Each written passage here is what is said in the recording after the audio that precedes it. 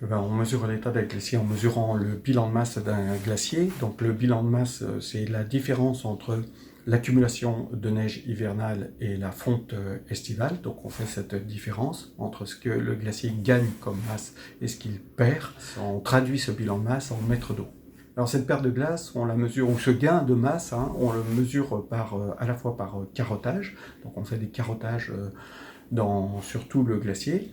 Et puis on implante aussi des balises qui nous permettent de mesurer la fonte du glacier, en particulier dans la partie basse. Ces balises, elles sont constituées de différents tronçons en bois, donc ce sont des balises en châtaignier ou en bambou, donc qui sont reliées par des chaînettes, donc il y a des tronçons de 2 mètres qui sont reliés par des chaînettes, et on implante ces balises à partir de forage que l'on fait avec une tarière dans le glacier. Et à partir de l'émergence de ces balises, que l'on mesure simplement avec un double mètre, on peut en déterminer la fonte.